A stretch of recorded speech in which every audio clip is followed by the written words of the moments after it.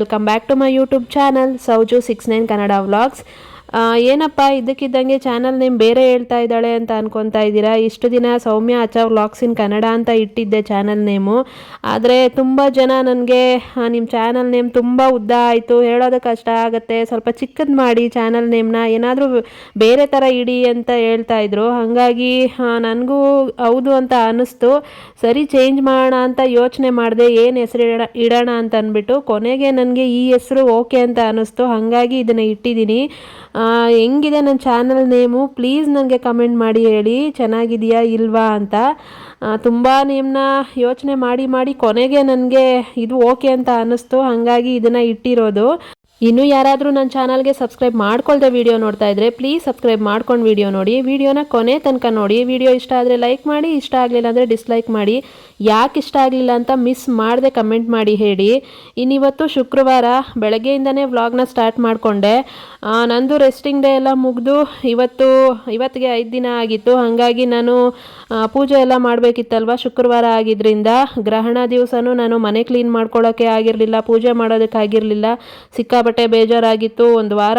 5 ದಿನ ಆಗಿತ್ತು, 1 ವಾರ ಇಲ್ಲ 5 ದಿನ ಆಗಿತ್ತು, 5 ದಿನ ಆಗಿತ್ತು. ಆದರೆ ಬೇಜಾರಾಗ್ತಾಯಿತ್ತು. ಮನೇಲಿ ಪೂಜೆ ಏನು ಮಾಡ್ದಿರಾ ಒಂಥರ ಏನೋ ಬೇಜಾರು ಅಂತ ಅನ್ನಿಸ್ತಾ ಇತ್ತು. ಇವತ್ತು ಎಲ್ಲ ಮುಗ್ದಿತ್ತಲ್ವ, ಹಾಗಾಗಿ ಫುಲ್ ಮನೆ ಕ್ಲೀನ್ ಮಾಡ್ಕೊಳ್ಳೋದಕ್ಕೆ ಸ್ಟಾರ್ಟ್ ಮಾಡಿಕೊಂಡೆ. ಈ ರೆಸ್ಟಿಂಗ್ ಡೇ ಇದು ಸ್ಟಾರ್ಟ್ ಆದಾಗ ಎಷ್ಟು ರೆಸ್ಟ್ ಮಾಡ್ತೀವೋ ಮುಗಿದ ಮೇಲೆ ಅಷ್ಟೇ ಕೆಲಸಗಳಿರುತ್ತೆ ಮನೆಯಲ್ಲಿ. ಎಲ್ಲ ಒಂದು ಕಡೆಯಿಂದ ಕ್ಲೀನ್ ಮಾಡಬೇಕಾಗತ್ತೆ. ನೆನ್ನೆನೇ ರಗ್ಗೆಲ್ಲನೂ ವಾಶ್ ಮಾಡಿ ಹಾಕ್ಬಿಟ್ಟಿದ್ದೆ, ಯಾಕಂದರೆ ಒಂದೇ ಸಲ ಎಲ್ಲ ಮಾಡಬೇಕು ಅಂದರೆ ಕಷ್ಟ ಆಗುತ್ತೆ ಅಂದ್ಬಿಟ್ಟು. ಇನ್ನು ಇವತ್ತು ಬೆಳಗ್ಗೆನೇ ಬಟ್ಟೆಗಳನ್ನೆಲ್ಲನೂ ಮಿಷಿನ್ಗೆ ಹಾಕ್ಬಿಟ್ಟಿದ್ದೆ. ಅದು ಅದ್ರ ಕೆಲಸ ಮಾಡ್ತಾ ಇರುತ್ತೆ. ಬಿಸಿಲು ಇದ್ದಂಗೆ ಒಣಗಿಸ್ಬಿಡ್ಬೇಕು ಅಂತ ಅಂದ್ಬಿಟ್ಟು ಸಡನ್ನಾಗಿ ಮಳೆ ಬಂದ್ಬಿಡುತ್ತೆ. ಹಾಗಾಗಿ ಇನ್ನು ಬೇರೆ ಕೆಲಸಗಳನ್ನೆಲ್ಲನೂ ಸ್ಟಾರ್ಟ್ ಮಾಡಿಕೊಂಡೆ. ಮಿಷಿನಿಗೆ ಬಟ್ಟೆ ಹಾಕಿ ಆದಮೇಲೆ ಇನ್ನು ಮನೆಯೆಲ್ಲ ಕಸ ಗುಡಿಸ್ಕೊಂಡು ಆಚೆ ಎಲ್ಲ ಕ್ಲೀನ್ ಮಾಡ್ಕೊಳ್ಳೋಣ ಅಂತ ಬಂದೆ. ಆವಾಗ ನೋಡಿದ್ರೆ ಗಿಡಗಳ ಮೇಲೆಲ್ಲ ಸಿಕ್ಕಾಪಟ್ಟೆ ಧೂಳು ಕೂತ್ಕೊಂಡಿತ್ತು. ಎಲೆಗಳೆಲ್ಲ ಕಪ್ಪು ಕಾಣಿಸ್ತಾ ಇದ್ವು, ಅಷ್ಟು ಧೂಳು ಕೂತಿತ್ತು.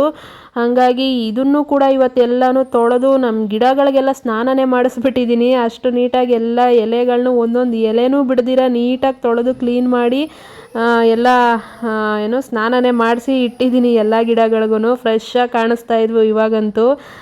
ನಿಜವಾಗ್ಲೂ ಎಲ್ಲ ತೊಳೆದಾದ್ಮೇಲೆ ಎಷ್ಟು ಚೆನ್ನಾಗಿ ಕಾಣಿಸುತ್ತೆ ಗಿಡಗಳು. ಅದೇ ಧೂಳು ಕೂತ್ಕೊಂಡಿದ್ರೆ ಚೆನ್ನಾಗೇ ಕಾಣಲ್ಲ. ಅದು ಬಾಗ್ಲಲ್ಲಿರೋ ಗಿಡಗಳು ಯಾವಾಗಲೂ ನೀಟಾಗಿ ಇದ್ರೇ ಚೆನ್ನಾಗಿ ಕಾಣುತ್ತೆ. ಹಾಗಾಗಿ ಹೆಂಗಿದ್ರು ಕ್ಲೀನ್ ಮಾಡ್ತಾಯಿದ್ದೀನಿ ಅಂತ ಅಂದ್ಬಿಟ್ಟು ಸ್ವಲ್ಪ ಲೇಟ್ ಆದರೂ ಪರವಾಗಿಲ್ಲ ಅಂತ ಎಲ್ಲ ಕ್ಲೀನ್ ಮಾಡಿಕೊಂಡೆ. ಎಲ್ಲ ಗಿಡಗಳು ಎಲೆನೂ ತೊಳೆದಿದ್ದೀನಿ ನೀಟಾಗಿ. ತೊಳೆದ್ಬಿಟ್ಟು ಎಲ್ಲನೂ ಅಂದರೆ ಅದರಲ್ಲಿ ನೀರೆಲ್ಲ ಇಳಿದಿರುತ್ತೆ ಅಲ್ವ, ಎಲ್ಲನೂ ಚೆಲ್ಲಿ ಎಲ್ಲ ಕ್ಲೀನ್ ಮಾಡಿ ಎಲ್ಲ ಜೋಡಿಸ್ಕೊಂಡು ನೀಟಾಗಿ ಆಮೇಲೆ ಮನೆ ಮೇಲಿಂದ ಎಲ್ಲ ನೀರು ಹಾಕಿ ತೊಳ್ಕೊಂಡು ಮಾಪಲ್ಲಿ ಒರೆಸ್ಕೊತಾ ಇದ್ದೀನಿ. ಇವಾಗ ಮಾಪಲ್ಲೆಲ್ಲ ಒರೆಸ್ಕೊಂಡಾದಮೇಲೆ ಸಿಂಪಲ್ಲಾಗಿ ಒಂದು ರಂಗೋಲಿನ ಬಿಡಿಸ್ಕೊಂಡೆ. ತುಂಬ ದೊಡ್ಡ ರಂಗೋಲಿ ಹಾಕೋಕ್ಕೂ ಆಗಲಿಲ್ಲ, ಯಾಕಂದರೆ ಟೈಮ್ ಆಗೋಗ್ತಾ ಇತ್ತು. ಆದ್ರೂ ನಾನು ಸಂಜೆ ಪೂಜೆ ಮಾಡೋಣ ಅಂತಲೇ ಅಂದ್ಕೊಂಡೆ, ಯಾಕಂದರೆ ತುಂಬಾ ಟೈಮ್ ಆಗ್ತಾಯಿತ್ತು. ಇನ್ನೂ ತಿಂಡಿ ಮಾಡಿರಲಿಲ್ಲ, ಏನೂ ಇರಲಿಲ್ಲ, ಬರೀ ಇದೇ ಕೆಲಸ ಮಾಡ್ಕೊಂಡಿದ್ರೆ ಆಗಲ್ಲ. ಒಂದೇ ಸರಿ ಹೆಂಗಿದ್ರೂ ಸಂಜೆ ಪೂಜೆ ಮಾಡಲೇಬೇಕಿತ್ತು ನಾನು. ಇವಾಗ ಪೂಜೆ ಮಾಡಿದರೂ ಸಂಜೆ ದೀಪ ಹಚ್ಚಲೇಬೇಕು. ಅದಕ್ಕೆ ಒಂದೇ ಸರಿ ಸಂಜೆಗೆ ಮಾಡ್ಕೊಂಬಿಡೋಣ ಅಂತ ಅಂದ್ಬಿಟ್ಟು ಮನೆ ಕ್ಲೀನ್ ಮಾಡ್ಕೊಂಬಿಟ್ಟು ಇದೊಂದು ಕೆಲಸನ ಮುಗಿಸ್ಕೊಂಡೆ.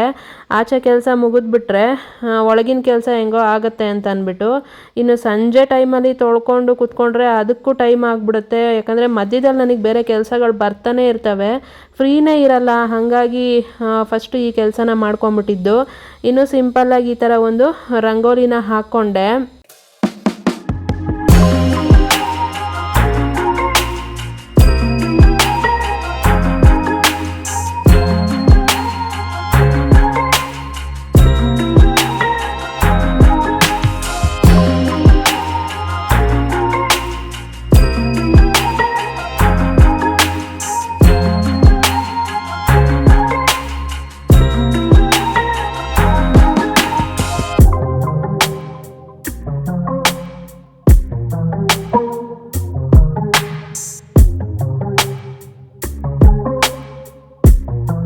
ಇನ್ನು ನನ್ನ ದಿನ ಇವತ್ತು ಈ ಥರ ಸ್ಟಾರ್ಟ್ ಆಗಿದೆ. ರಂಗೋಲಿ ಹೆಂಗಿದೆ ಹೇಳಿ. ತುಳಸಿ ಗಿಡದ ಹತ್ರನೂ ಒಂದು ಸಿಂಪಲ್ಲಾಗಿ ಹಾಕ್ಕೊಂಡಿದ್ದೀನಿ, ಬಾಗ್ಲ ಹತ್ರನೂ ಒಂದು ಸಿಂಪಲ್ಲಾಗಿರೋ ಚಿಕ್ಕದಾಗಿರೋ ರಂಗೋಲಿ ಹಾಕ್ಕೊಂಡಿದ್ದೀನಿ. ಈ ಕಡೆ ಬಟ್ಟೆ ಕೂಡ ವಾಶ್ ಆಗ್ತಾ ಇದೆ. ಇನ್ನು ಬೆಡ್ ಸ್ಪ್ರೆಡ್ ಎಲ್ಲ ಚೇಂಜ್ ಮಾಡಬೇಕಾಗಿತ್ತು, ಅದನ್ನು ಕೂಡ ಎಲ್ಲನೂ ಚೇಂಜ್ ಮಾಡಿಕೊಂಡೆ. ಬೆಡ್ಶೀಟ್ನೆಲ್ಲ ತೆಗೆದು ಬೇರೆ ಬೆಡ್ಶೀಟ್ ಹಾಕಿ, ಧೂಳೆಲ್ಲ ಹೋದ್ರಬೇಕು, ಸಿಕ್ಕಾಪಟ್ಟೆ ಧೂಳಿರುತ್ತೆ. ಅದು ಎಷ್ಟು ಧೂಳು ಬರುತ್ತೆ, ಡೈಲಿ ಕ್ಲೀನ್ ಮಾಡಿಕೊಂಡ್ರೂ ಕೂಡ ಇಷ್ಟು ಧೂಳಿರುತ್ತೆ. ಈ ಚಿಕ್ಕ ಮನೆಗೆ ನನಗೆ ಇಷ್ಟು ಕಷ್ಟ ಆಗುತ್ತೆ. ದೊಡ್ಡ ದೊಡ್ಡ ಮನೆಗಳಿದ್ದವರು ಹೆಂಗೆ ಕ್ಲೀನ್ ಮಾಡ್ಕೊತಾರೆ ಯಾವಾಗಲೂ ಅಂತ ಅನ್ನಿಸ್ತಾ ಇರುತ್ತೆ ನಿಜವಾಗ್ಲೂ. ನನಗೆ ಇದನ್ನು ಮಾಡ್ಕೊಳ್ಳೋದೇ ಒಂದು ಸರಿ ಮಾಡೋಕ್ಕೆ ಹೋಗಲ್ಲ ನಾನು ಯಾವ ಕೆಲಸನೂ, ಹಂಗೆ ಸುಮ್ಮನೆ ಇದ್ದುಬಿಡ್ತೀನಿ. ಅಷ್ಟು ಬೇಜಾರು ಆಗ್ಬಿಡುತ್ತೆ ಎಷ್ಟು ಕೆಲಸ ಅಂತ ಮಾಡ್ಕೊಳ್ಳೋದು ಅಂತ. ಏನು ಮಾಡೋಕ್ಕಾಗಲ್ಲ, ಇನ್ನು ಮನೆ ಅಂದಮೇಲೆ ಕೆಲಸಗಳು ಇದ್ದೇ ಇರುತ್ತೆ, ಮಾಡ್ತಾನೆ ಇರಬೇಕಾಗತ್ತೆ. ಕ್ಲೀನಾಗಿದ್ರೇ ಅದು ಚೆಂದ ಅನಿಸೋದು, ಮನ್ಸಿಗೆ ಕೂಡ ಸಮಾಧಾನ ಅನಿಸೋದು, ನೆಮ್ಮದಿ ಇರೋದು. ಹೆಂಗಿದ್ರೆ ಹಂಗಂಗೆ ಮನೇನ ಇಟ್ಕೊಂಡಿದ್ರೆ ಆ ಮನೆ ಎಷ್ಟು ಗಲೀಜಾಗಿರುತ್ತೋ ನಮ್ಮ ಮನಸ್ಸು ಅಷ್ಟೇ ಹಿಂಸೆ ಆಗ್ತಾ ಇರುತ್ತೆ, ನೆಮ್ಮದಿನೇ ಇರಲ್ಲ ಮನಸ್ಸಿಗೆ. ಹಾಗಾಗಿ ಕ್ಲೀನ್ ಮಾಡ್ಕೊತಾ ಇರಬೇಕು ಮನೇನ. ಇನ್ನು ಬೆಡ್ ಸ್ಪ್ರೆಡ್ ಎಲ್ಲನೂ ಚೇಂಜ್ ಮಾಡ್ಕೊಂಡಿದ್ದಾಯಿತು. ರಗ್ಗೆಂಗೂ ನೆನ್ನೆನೇ ಒಗ್ದಿದ್ರಿಂದ ಅದೊಂದು ಕೆಲಸ ನನಗೆ ಇವತ್ತು ಇರಲಿಲ್ಲ. ಇನ್ನು ಬೇರೆದೆಲ್ಲ ಕೆಲಸಗಳನ್ನು ಮಾಡಿಕೊಂಡೆ.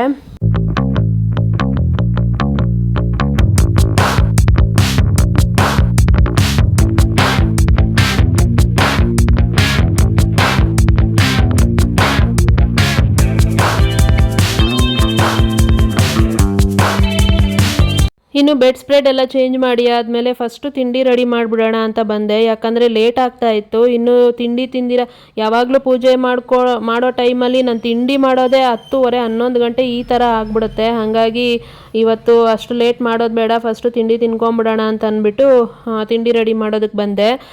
ಜಾಸ್ತಿ ಏನು ಮಾಡಲಿಲ್ಲ, ಸಿಂಪಲ್ಲಾಗೇ. ನೆನ್ನೆದು ದೋಸೆ ಇಟ್ಟು ಸ್ವಲ್ಪ ಹಾಗೆ ಉಳಿದಿತ್ತು, ಹಾಗಾಗಿ ಸರಿ ಅದನ್ನೇ ಪಡ್ಡು ಮಾಡಿಬಿಡೋಣ ಅಂತ ಅಂದ್ಬಿಟ್ಟು ಪಡ್ಡುಗೆ ರೆಡಿ ಮಾಡ್ಕೊತಾ ಇದ್ದೀನಿ. ಏನಿಲ್ಲ, ಒಂದು ಸಣ್ಣ ಈರುಳ್ಳಿನ ಕಟ್ ಮಾಡ್ತೀನಿ, ಜೊತೇಲಿ ಒಂದು ಕ್ಯಾರೆಟ್ನ ತುರಿದಿಟ್ಕೊಂಡಿದ್ದೀನಿ, ಜೊತೇಲಿ ಕೊತ್ತಂಬರಿ ಸೊಪ್ಪು ಸ್ವಲ್ಪ ಕಟ್ ಮಾಡಿ ಇಟ್ಕೊತೀನಿ. ಇದಿಷ್ಟು ಅದರಲ್ಲಿ ಹಾಕಿ ಮಿಕ್ಸ್ ಮಾಡ್ಕೊಳ್ಳೋದು ಅಷ್ಟೇನೆ. ಪಡ್ಡು ತಗೊಂಡು ಸುಮಾರು ತಿಂಗಳುಗಳೇ ಆಗೋಯ್ತು, ತಗೊಳ್ಳೋವರೆಗೂ ಸಿಕ್ಕಾಬಟ್ಟೆ ಹಿಂಸೆ ಇಟ್ಟೆ ನಮ್ಮ ಮನೆಯವ್ರಿಗೆ, ಕೊಡಿಸಿ ಅಂತ.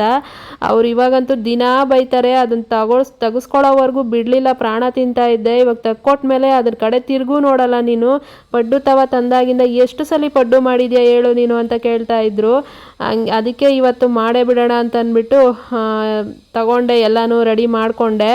ನೋಡಿ ಎಲ್ಲನೂ ಕಟ್ ಮಾಡಿ ತುರಿದು ಎಲ್ಲ ರೆಡಿ ಮಾಡಿ ಇಟ್ಕೊಂಡಿದ್ದೀನಿ. ಇಷ್ಟೇ ಹಾಕೋದು ನಾನು ಖಾರಕ್ಕೆ. ಖಾರದ ಪುಡಿ ಆಗಲಿ ಮೆಣಸಿನ್ಕಾಯಿ ಆಗಲಿ ಅದೆಲ್ಲ ಏನು ಹಾಕಲ್ಲ, ಯಾಕಂದರೆ ಚಟ್ನಿ ಮಾಡ್ಕೊತೀವಿ ಅಲ್ವಾ, ಅದೇ ಸಾಕಾಗತ್ತೆ ಅಂತ ಅಂದ್ಬಿಟ್ಟು. ಬೇಕಿದ್ರೆ ಹಾಕೊಬೋದು, ನನಗದು ಬಾಯಿಗೆ ಸಿಗ್ತಾ ಇದ್ರೆ ಖಾರ ಸಿಕ್ಕಾಪಟ್ಟೆ ಒಂಥರ ಅನಿಸ್ತಾ ಇರುತ್ತೆ. ಹಾಗಾಗಿ ನಾನು ಯಾವುದಕ್ಕೂ ಆ ಥರ ಮೆಣಸಿನ್ಕಾಯಿನ ಕಟ್ ಮಾಡಿ ಹಾಕಕ್ಕೆ ಹೋಗಲ್ಲ. ಬೋಂಡ ಮಾಡಿದ್ರು ಅಷ್ಟೇ, ನಾನು ಕಟ್ ಮಾಡಿ ಹಾಕಕ್ಕೆ ಹೋಗಲ್ಲ, ಖಾರದ ಪುಡಿ ಹಾಕ್ಕೊಂಬಿಡ್ತೀನಿ. ಇನ್ನು ಇದಕ್ಕೆ ಹೆಂಗಿದ್ರು ಚಟ್ನಿ ಮಾಡ್ತೀನಿ ಅಲ್ಲ ಅಂತ ಅಂದ್ಬಿಟ್ಟು ಅದನ್ನೇನು ಹಾಕಕ್ಕೆ ಹೋಗಲಿಲ್ಲ. ಇನ್ನು ಅದನ್ನು ಮಿಕ್ಸ್ ಮಾಡಿ ಇಟ್ಬಿಟ್ಟು ಆಮೇಲೆ ಪಡ್ಡು ಕಾಯೋದಕ್ಕೆ ಇಟ್ಬಿಟ್ಟು ಅದಕ್ಕೆ ಎಣ್ಣೆ ಹಾಕ್ಕೊತಾ ಇದ್ದೀನಿ. ಎಣ್ಣೆ ಹಾಕಿದ್ಮೇಲೆ ಸ್ವಲ್ಪ ಹೊತ್ತು ಚೆನ್ನಾಗಿ ಅದು ಕಾದಾದಮೇಲೆ ಪಡ್ಡುನ ಹಾಕ್ಕೊಳ್ಳೋದು ಅಷ್ಟೇನೆ. ನೋಡಿ ಸ್ಪೂನಲ್ಲೇ ಎಲ್ಲ ಸ್ಪ್ರೆಡ್ ಮಾಡ್ಕೊತಾ ಇದ್ದೀನಿ. ಸ್ಪ್ರೆಡ್ ಮಾಡೋದೊಂದು ತೊಗೊಂಬರ್ಬೇಕು, ಅದು ರಬ್ಬರ್ದು ಇರುತ್ತೆ ಅಲ್ವಾ, ಅದನ್ನು ನನಗೆ ಯಾಕೋ ಅದು ಯೂಸ್ ಮಾಡೋದು ಇಷ್ಟ ಆಗ್ತಾಯಿಲ್ಲ, ಹಂಗಾಗಿ ಅದನ್ನು ತೊಗೊತಾ ಇಲ್ಲ. ಇಲ್ಲಾಂದರೆ ಇಷ್ಟೊತ್ತಿಗೆ ತಗೊಂಡೇ ಬಂದುಬಿಡ್ತಾ ಇದ್ದೆ. ಇನ್ನು ಹಿಂಗೆ ಎಲ್ಲನೂ ಸ್ಪ್ರೆಡ್ ಮಾಡ್ಕೊಂಡಾದ್ಮೇಲೆ ಸ್ಪೂನಲ್ಲೇ ಚೆನ್ನಾಗಿ ಕಾದಿರುತ್ತಲ್ಲ, ಚೆನ್ನಾಗಿ ಕಾದ ಮೇಲೆ ಹಾಕಬೇಕು ಪಡ್ಡುನ. ಇಲ್ಲ ಅಂತಂದರೆ ಪಡ್ಡುಗಳೆಲ್ಲ ಅಂಟ್ಕೊಂಡ್ಬಿಡುತ್ತೆ, ತೆಗಿಯೋಕ್ಕೆ ಬರಲ್ಲ. ಹಾಗಾಗಿ ಚೆನ್ನಾಗಿ ಕಾದ್ಮೇಲೆ ಪಡ್ಡುನೆಲ್ಲ ಹಾಕಿಬಿಟ್ಟು ಮುಚ್ಚಿಟ್ಬಿಟ್ಟು ಅದು ಬೇಯೋದಕ್ಕೆ ಬಿಟ್ಬಿಟ್ಟೆ. ಸ್ವಲ್ಪ ಹೊತ್ತಾದಮೇಲೆ ಓಪನ್ ಮಾಡಿ ನೋಡಿದ್ರೆ ಈ ಥರ ಆಗಿತ್ತು. ತಿರುಗಿಸಿ ನೋಡಿದೆ, ಚೆನ್ನಾಗಿ ಬಿಟ್ಕೊಂಡಿದೆ ಎಲ್ಲನೂ. ನೋಡಿ ಈ ಥರ ಪಡ್ಡು ರೆಡಿಯಾಗಿದೆ. ಇನ್ನು ಪಡ್ಡು ಕೂಡ ರೆಡಿಯಾಗಿತ್ತು. ನಾನು ಕೂಡ ತಿಂಡಿ ಮುಗಿಸ್ಕೊಂಡಿದ್ದಾಯಿತು. ಈ ಥರ ಇತ್ತು ಪಡ್ಡು ಚಟ್ನಿ, ಅಷ್ಟೇ ಸಿಂಪಲ್ಲಾಗೆ ಮಾಡ್ಕೊಂಡಿದ್ದು, ಜಾಸ್ತಿ ಏನೂ ಮಾಡಲಿಲ್ಲ. ಯಾಕಂದರೆ ಕೆಲಸಗಳು ಸಿಕ್ಕಾಪಟ್ಟೆ ಇದ್ದಿದ್ದರಿಂದ ನನಗೆ ಬೇರೆ ಏನೂ ಮಾಡೋಕ್ಕಾಗಲಿಲ್ಲ. ಹಾಗಾಗಿ ಇನ್ನು ತಿಂಡಿ ತಿನ್ಕೊಂಡಾದಮೇಲೆ ನನಗೆ ತಕ್ಷಣ ಫೋನ್ ಮಾಡಿದ್ರು, ಸೀರೆ ಇದೆ ಕುಚ್ಚಿಗೆ ಅಂತ ಹೇಳ್ಬಿಟ್ಟು. ಹಿಂಗೆ ನನಗೆ ಬೆಳಗ್ಗೆ ಎದ್ದರೆ ಒಂದೊಂದೇ ಕೆಲಸ ಅಂತ ನೋಡ್ತಾನೆ ಸ್ಟಾರ್ಟ್ ಆಗಿಬಿಟ್ಟಿರುತ್ತೆ ಕೆಲಸಗಳು. ಒಂದೊಂದು ದಿನ ಏನೂ ಇರಲ್ಲ, ಒಂದೊಂದು ದಿನ ಟೈಮೇ ಇರಲ್ಲ, ಅಷ್ಟು ಕೆಲಸ ಇರುತ್ತೆ ನನಗೆ. ಒಂದೊಂದು ದಿನ ಪೂರ್ತಿ ದಿನ ಫ್ರೀಯಾಗಿರ್ತೀನಿ. ಅವತ್ತು ಏನು ಕೆಲಸ ಇಲ್ಲ, ಏನು ಮಾಡೋದು ಅಂತ ಯೋಚನೆ ಮಾಡ್ತಾ ಇರ್ತೀನಿ. ಒಂದೊಂದು ದಿನ ಯಪ್ಪ ಯಾಕೆಷ್ಟು ಕೆಲಸಗಳಿದ್ದಾವೆ, ಯಾರು ಮಾಡ್ತಾರೆ ಈ ಕೆಲಸನ ಅನ್ನೋಷ್ಟು ಬೇಜಾರಾಗುತ್ತೆ, ಅಷ್ಟು ಇರುತ್ತೆ. ಇವತ್ತಂತೂ ನನಗೆ ಒಂದು ಕಡೆ ಮನೆ ಕ್ಲೀನ್ ಮಾಡ್ಕೊಳ್ಳೋದು, ಪೂಜೆ ಮಾಡಬೇಕು, ಜೊತೇಲಿ ಈ ಕೆಲಸನೂ ಅರ್ಜೆಂಟು ಅಂತ ಬೇರೆ ಅಂದ್ಬಿಟ್ರು. ಸಂಜೆ ಅಷ್ಟರಲ್ಲಿ ಬೇಕು ಅಂತ ಅಂದರು.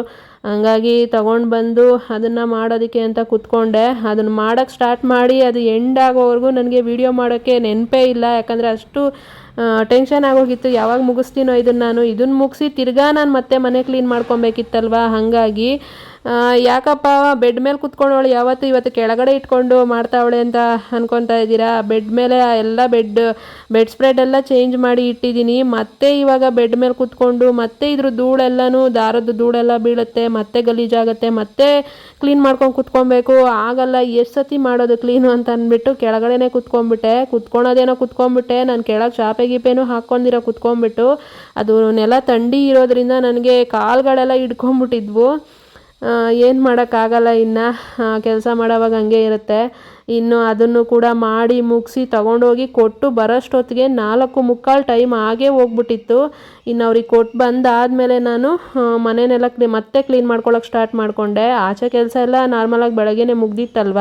ಇನ್ನೀಗ ಮನೆ ಒಳಗಿನ ಕೆಲಸ ಇತ್ತು. ಮತ್ತೆ ಒಳಗಡೆ ಎಲ್ಲ ಕಸ ಗುಡಿಸ್ಕೊಂಡು ಆಮೇಲೆ ಬೆಳಗ್ಗೆಯಿಂದ ಮಾಡಿದ್ದು ಪಾತ್ರೆಗಳೆಲ್ಲ ಇದ್ವಲ್ಲ ಅವನ್ನೆಲ್ಲನೂ ತೊಳೆದೆ. ಮಧ್ಯಾಹ್ನ ಊಟ ಕೂಡ ಮಾಡಿಲ್ಲ ನಾನು. ಯಾಕಂದರೆ ಬೆಳಗ್ಗೆ ನನಗೆ ಆ ಪಡ್ಡು ತಿಂದಿದ್ದು ಯಾಕೋ ಒಂಥರ ಜೀರ್ಣನೇ ಆಗಿಲ್ಲ, ಎದೆ ಸಿಕ್ಕಾಬಟ್ಟೆ ಉರಿತಾ ಇತ್ತು. ಹಾಗಾಗಿ ಮಧ್ಯಾಹ್ನ ಊಟ ಮಾಡೋಕ್ಕೋಗಲಿಲ್ಲ, ಬರೀ ನೀರು ಕುಡ್ಕೊಂಡೆ ಇದ್ಬಿಟ್ಟೆ. ಇನ್ನು ಪಾತ್ರೆಗಳನ್ನೂ ಎಲ್ಲ ಉಜ್ಜಿ ತೊಳೆದು ಕ್ಲೀನ್ ಮಾಡಿ ಶೆಲ್ಫನ್ನೆಲ್ಲ ಕ್ಲೀನ್ ಮಾಡಿಕೊಂಡೆ. ಸ್ಟವ್ನೆಲ್ಲ ಒರೆಸ್ಕೊಂಡು ಶೆಲ್ಫನ್ನೆಲ್ಲ ಉಜ್ಜಿ ತೊಳೆದು ಒರೆಸಿ ಎಲ್ಲ ಕ್ಲೀನ್ ಮಾಡಿದೆ. ಇನ್ನು ಎಲ್ಲ ಒಂದು ಕಡೆಯಿಂದ ಕ್ಲೀನ್ ಮಾಡ್ದಿರ ಪೂಜೆ ಮಾಡೋದಕ್ಕೆ ಮನಸ್ಸೇ ಇರಲ್ಲ. ಹಾಗಾಗಿ ಇನ್ನೆಲ್ಲನೂ ಕ್ಲೀನ್ ಮಾಡ್ಕೊಂಡಾದಮೇಲೆ ಇನ್ನು ಸ್ನಾನಕ್ಕೆ ನೀರು ಕಾಯೋದಕ್ಕೆ ಇಟ್ಬಿಟ್ಟು ಇನ್ನು ಮತ್ತೆ ಮನೆಯನ್ನೆಲ್ಲ ಒರೆಸ್ಬೇಕಾಗಿತ್ತು. ಮನೆಯೂ ಎಲ್ಲ ಒರೆಸಿ ಕ್ಲೀನ್ ಮಾಡಿಕೊಂಡೆ ಇವತ್ತು.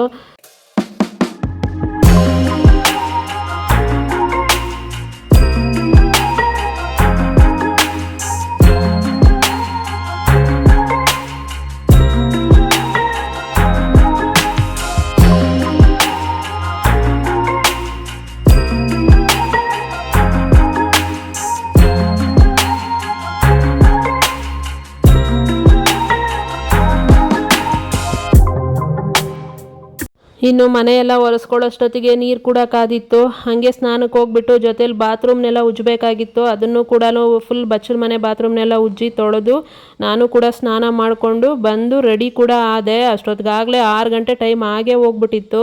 ತುಂಬಾ ಲೇಟ್ ಆಗೋಗಿತ್ತು. ಇನ್ನಿವಾಗ ದೇವ್ರ ಗುಡಿನ ಕ್ಲೀನ್ ಮಾಡಬೇಕಿತ್ತು. ಇನ್ನು ದೇವ್ರ ಗುಡಿನ ಕ್ಲೀನ್ ಮಾಡದೆ ಪೂಜೆ ಮಾಡೋಕ್ಕಾಗಲ್ಲ. ಯಾಕಂದರೆ 5 ದಿನ 1 ವಾರ ಮೇಲೇ ಆಗೋಗಿತ್ತಲ್ವ ದೇವ್ರ ಗುಡಿನ ಕ್ಲೀನ್ ಮಾಡಿ. ಫುಲ್ಲು ಧೂಳಾಗೋಗಿತ್ತು. ಫುಲ್ಲು ಒಂಥರ ದೇವ್ರ ಪೂಜೆ ಐಟಮ್ಸ್ಗಳೆಲ್ಲನೂ ಕಪ್ಪಗಾಗೋ ಥರ ಆಗ್ಬಿಟ್ಟಿದ್ವು. ದೇವ್ರ ಗುಡಿನ ಓಪನ್ ಮಾಡಿನೂ ನೋಡಿರಲಿಲ್ಲ ನಾನು. ಹಾಗಿತ್ತು, ನನಗೆ ಸಖತ್ತು ಬೇಜಾರಾಯಿತು. 5 ದಿನದಿಂದ ದೇವ್ರ ಗುಡಿನ ಕ್ಲೀನೇ ಮಾಡಿರಲಿಲ್ಲಲ್ಲ ಅಂತ ಅಂದ್ಬಿಟ್ಟು. ಯಾಕಂದರೆ ಮಾಡೋಕ್ಕಾಗಲ್ಲ, ಏನು ಮಾಡೋಕ್ಕಾಗಲ್ಲ ಹಿಂಗಿರೋವಾಗ ಪರಿಸ್ಥಿತಿ. ಹಂಗಾಗಿ ಸರಿ ಅಂತ ಅಂದ್ಬಿಟ್ಟು ಎಲ್ಲ ಒಂದು ಕಡೆಯಿಂದ ಕ್ಲೀನ್ ಮಾಡೋದಕ್ಕೆ ಸ್ಟಾರ್ಟ್ ಮಾಡಿಕೊಂಡೆ. ಫಸ್ಟು ಪೂಜೆ ಐಟಮ್ಸ್ಗಳನ್ನೆಲ್ಲ ತೊಳೆಯೋದಕ್ಕೆ ಎತ್ತಿಟ್ಬಿಟ್ಟು ಆಮೇಲೆ ಫೋಟೋಗಳನ್ನೆಲ್ಲ ತೆಗೆದು ದೇವ್ರ ಗುಡಿನೆಲ್ಲ ನೀಟಾಗಿ ಒಂದು ಸರಿ ಒರೆಸ್ಕೊಂಡು ಅರ್ಧಂಬರ್ಧ ಟೈಮ್ ಆಗಿದೆ ಅಂತ ನಾನು ಅರ್ಧಂಬರ್ಧ ಮಾಡೋಕ್ಕೆ ಹೋಗಲಿಲ್ಲ. ಪೂರ್ತಿಯಾಗಿ ಕ್ಲೀನ್ ಮಾಡಬೇಕು ಅಂದ್ಬಿಟ್ಟು ನೀಟಾಗಿ ಕ್ಲೀನ್ ಮಾಡ್ಕೊಂಡಿದ್ದೀನಿ ಎಲ್ಲನೂ. ಯಾಕಂದರೆ ಅರ್ಧಂಬರ್ಧ ಮಾಡಿದ್ರೆ ನನಗೊಂಥರ ಮನಸ್ಸು ಇಡ್ಸಲ್ಲ. ಲೇಟ್ ಆದರೂ ಪರವಾಗಿಲ್ಲ, ಹೆಂಗಿದ್ರೂ ಲೇಟ್ ಆಗಿಬಿಟ್ಟಿದೆ. ಆಗಿರೋ ಲೇಟ್ ಜೊತೆ ಇನ್ನೊಂದು 10 ನಿಮಿಷ ಲೇಟ್ ಆಗುತ್ತೆ ಅಷ್ಟೇನೆ, ಆಗಲಿ ಪರವಾಗಿಲ್ಲ ಅಂತ ಅಂದ್ಬಿಟ್ಟು ನೀಟಾಗಿ ಒರೆಸ್ಕೊಂಡಿದ್ದೀನಿ ದೇವ್ರ ಗುಡಿನೆಲ್ಲನೂ. ದೇವ್ರ ಗುಡಿನೆಲ್ಲ ಒರೆಸ್ಕೊಂಡಾದಮೇಲೆ ದೇವ್ರ ಫೋಟೋಗಳನ್ನೂ ಒರೆಸಿ ಎಲ್ಲದಕ್ಕೂ ಗಂಧ ಕುಂಕುಮ ಎಲ್ಲ ಹಚ್ಚಿ ಪೂಜೆ ಐಟಮ್ಸ್ಗಳನ್ನೂ ಎಲ್ಲ ತೊಳೆದು ಕ್ಲೀನ್ ಮಾಡಿ ಎಲ್ಲನೂ ಜೋಡಿಸಿ ಇಟ್ಟೆ. ಇದಿಷ್ಟು ಮಾಡೋ ತನಕ ನನಗೆ ವೀಡಿಯೋ ಮಾಡ್ಕೊಳ್ಳೋಕ್ಕೆ ಆಗಲಿಲ್ಲ. ಯಾಕಂದರೆ ಸಿಕ್ಕಾಪಟ್ಟೆ ಟೈಮ್ ಆಗ್ತಾಯಿತ್ತು. ಇನ್ನು ಅದನ್ನು ನಾನು ಕ್ಯಾಮ್ರಾ ಸೆಟ್ ಮಾಡಿಕೊಂಡು ಪ್ರತಿ ಸಲ ಬರೋದು, ಆನ್ ಮಾಡೋದು, ಆಫ್ ಮಾಡೋದು ಇದೆಲ್ಲ ಮಾಡ್ತಾಯಿದ್ರೆ ಇನ್ನೂ ಲೇಟ್ ಆಗಿಬಿಡುತ್ತೆ ಅಂತ ಅಂದ್ಬಿಟ್ಟು ನಾನು ಅದನ್ನೆಲ್ಲ ಮಾಡೋಕ್ಕೋಗಲಿಲ್ಲ. ನಾರ್ಮಲಾಗಿ ಯಾವಾಗಲೂ ನಾನು ಅದನ್ನು ತೋರಿಸ್ತಾನೆ ಇರ್ತೀನಿ ಅಲ್ವಾ, ದೇವ್ರ ಪೂಜೆ ಐಟಮ್ಸ್ನೆಲ್ಲ ತೊಳೆಯೋದನ್ನು. ಹಾಗಾಗಿ ಇವತ್ತು ಅದನ್ನೆಲ್ಲ ನಾನೇನು ವೀಡಿಯೋ ಮಾಡಲಿಲ್ಲ. ಎಲ್ಲ ರೆಡಿ ಆದಮೇಲೆ ಕೊನೆಗೆ ದೇವರಿಗೆ ಹೂವುಗಳೆಲ್ಲ ಇಟ್ಬಿಟ್ಟು ಆಮೇಲೆ ದೀಪ ಹಚ್ಚಿದ್ದೀನಿ. ದೀಪನ ಮುಡಿಸಿದ್ದೀನಿ, ದೀಪ ಹಚ್ಚಿದ್ದೀನಿ ಅಂತ ಹೇಳ್ಬಾರ್ದಂತೆ. ಹಾಗಾಗಿ ದೇವರಿಗೆ ದೀಪನ ಮುಡಿಸಿದ್ದೀನಿ. ಮುಡಿಸ್ಬಿಟ್ಟು ಪೂಜೆ ಕೂಡ ಮಾಡಿಕೊಂಡೆ.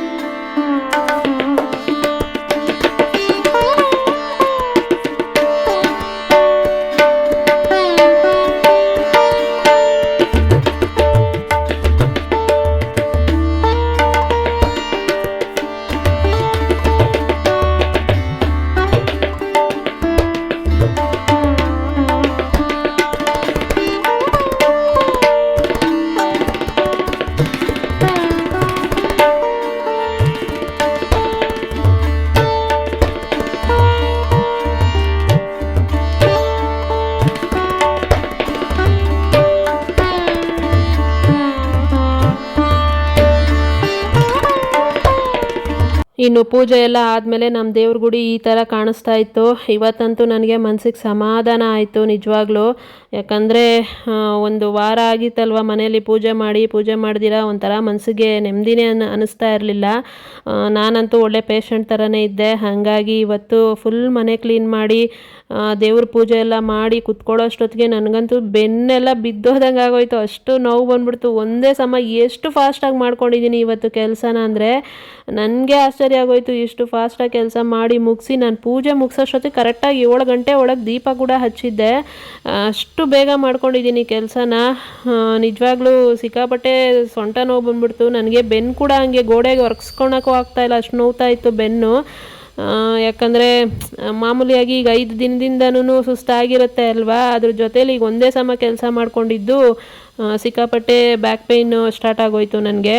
ಇನ್ನು ರೆಸ್ಟ್ ಮಾಡ್ತಾ ಇದ್ದೀನಿ ಈಗ ಕುತ್ಕೊಂಡು. ಪೂಜೆ ಎಲ್ಲ ಮುಗ್ದಾದ್ಮೇಲೆ ಸ್ವಲ್ಪ ಸಮಾಧಾನ ಆಯಿತು. ಮನೆಗೆಲ್ಲ ಧೂಪ ಹಾಕಿಬಿಟ್ಟು ಕುತ್ಕೊಂಡಿದ್ದೀನಿ. ಇವತ್ತಂತೂ ಬೆಳಗ್ಗೆಯಿಂದ ಸಂಜೆ ತನಕ ನನಗೆ ಹೆಂಗೆ ಟೈಮ್ ಹೋಯ್ತು ಅನ್ನೋದೇ ಗೊತ್ತಾಗಲಿಲ್ಲ. ಅಷ್ಟು ಫಾಸ್ಟಾಗಿ ಹೋಗ್ಬಿಡ್ತು, ಟೈಮೇ ಸಾಕಾಗಲಿಲ್ಲ ಅಂತ ಅನ್ನಿಸ್ತು. ಅಷ್ಟು ಕೆಲಸ ಇತ್ತು, 5 ನಿಮಿಷ ಬಿಡುವಿರಲಿಲ್ಲ ನನಗೆ. ಇನ್ನು ಇವತ್ತಿನ ಬೆಳಗ್ಗೆಯಿಂದ ಸಂಜೆ ತನಕ ನನ್ನ ದಿನ ಈ ಥರ ಇತ್ತು. ಇದನ್ನು ನಿಮ್ಮ ಹತ್ರ ಶೇರ್ ಮಾಡ್ಕೊಬೇಕು ಅಂತ ಅನ್ನಿಸ್ತು, ಹಾಗಾಗಿ ಶೇರ್ ಮಾಡ್ಕೊಂಡಿದ್ದೀನಿ. ಈ ವಿಡಿಯೋ ನಿಮಗೇನಾದರೂ ಇಷ್ಟ ಆಗಿದರೆ, ನನ್ನ ವ್ಲಾಗ್ಸ್ ನಿಮಗೇನಾದರೂ ಇಷ್ಟ ಆಗಿದರೆ ಪ್ಲೀಸ್ ಒಂದು ಲೈಕ್ ಮಾಡಿ, ಜೊತೆಯಲ್ಲಿ ಸಬ್ಸ್ಕ್ರೈಬ್ ಮಾಡ್ಕೊಳ್ಳೋದನ್ನು ಮರಿಬೇಡಿ. ವಿಡಿಯೋ ಹೆಂಗಿತ್ತು, ನನ್ನ ವ್ಲಾಗ್ ಹೆಂಗಿತ್ತು, ನನ್ನ ದಿನ ಹೆಂಗಿತ್ತು ಎಲ್ಲನೂ ನನಗೆ ಕಮೆಂಟ್ ಮಾಡಿ ಹೇಳಿ. ನಿಮ್ಮ ಕಮೆಂಟು ಲೈಕ್ಗಳೇ ನನಗೆ ಒಂದು ಸ್ಫೂರ್ತಿ ಅಂತ ಹೇಳ್ಬೋದು. ಯಾಕಂದರೆ ಅದು ಬಂದ್ರೇ ನನಗೆ ನೆಕ್ಸ್ಟ್ ವೀಡಿಯೋ ಮಾಡೋದಕ್ಕೆ ಇಂಟ್ರೆಸ್ಟ್ ಬರೋದು. ಹಾಗಾಗಿ ಕೇಳೋದು ಅಷ್ಟೇನೆ. ಇನ್ನು ನನ್ನ ಚಾನಲ್ ನೇಮ್ ಹೆಂಗಿತ್ತು ಅಂತಲೂ ನನಗೆ ಕಮೆಂಟ್ ಮಾಡಿ ಹೇಳಿ. ಸಿಕ್ಕಾಪಟ್ಟೆ ಸುಸ್ತಾಗೋಗಿತ್ತು, ರೆಸ್ಟ್ ಮಾಡಬೇಕು, ಬೇಗನೆ ಮಲಗಿಬಿಡೋಣ ಅಂತ ಅಂದ್ಬಿಟ್ಟು ಬೇಗ ಊಟ ಕೂಡ ಮುಗಿಸ್ಕೊಂಡೆ. ಇನ್ನು ಇವತ್ತಿನ ವ್ಲಾಗ್ ಕೂಡ ಇಷ್ಟೇನೆ. ಈ ವ್ಲಾಗ್ ನಿಮ್ಗೇನಾದರೂ ಇಷ್ಟ ಆಗಿದರೆ ಪ್ಲೀಸ್ ಒಂದು ಲೈಕ್ ಮಾಡಿ, ಶೇರ್ ಮಾಡಿ, ಸಬ್ಸ್ಕ್ರೈಬ್ ಮಾಡ್ಕೊಳ್ಳಿ. ನೆಕ್ಸ್ಟ್ ವ್ಲಾಗಲ್ಲಿ ಸಿಗ್ತೀನಿ. ಟೇಕ್ ಕೇರ್, ಬಾಯ್ ಬಾಯ್.